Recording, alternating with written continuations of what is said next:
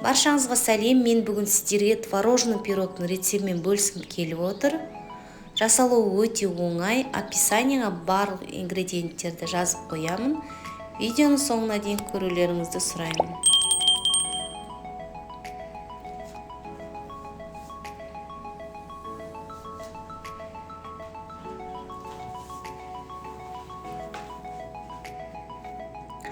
Қантымызды ыдысқа салып, бір дана жұмыртқамыз салып, қант ерігенше араластырамыз. Онан кейін қамыр қопсытқышымызды салып араластырып, сары майымызды ертіп алып құямыз. Тағы да араластырамыз.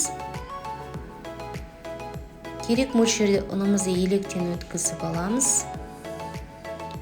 Осылайша қамырымызды илеп, жақсылап бастырып, жұмсақ болғанша елеп дайындап қоямыз.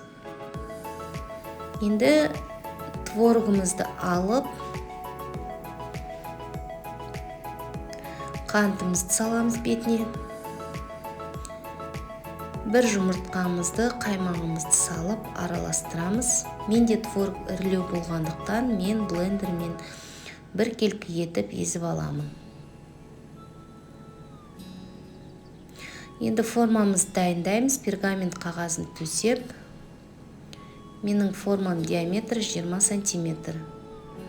Дайын тұрған қамырымызды алып, форманың ішіне орналастырамыз. Қолымызбен жаямыз, қасықпен тегістейміз. Енді творогымызды бетіне тегістеп салып, жан-жағының бәрін қасықпен тегістеп, бәрін жақсылап салып шығамыз. Қызып тұрған пештің ішіне 180 градусқа 30-35 минутқа пирогымызды пісіріп аламыз.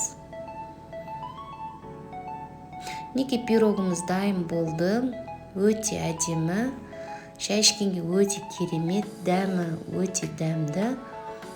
Қазір мен сіздерге пирогты кесіп көрсетемін.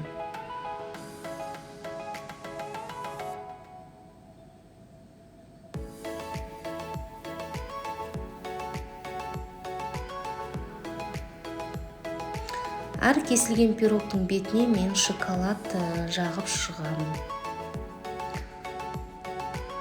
Арасының бәрі өте әдемі, сондай нәзік шықты. Міндетті түрде осы рецептпен сіздер де дайындап көрсеңіздер болады. Ұнайды деген ойдамын. Каналыма тіркеліп, лайк басып, комментарий қалдыруды ұмытпаңыздар.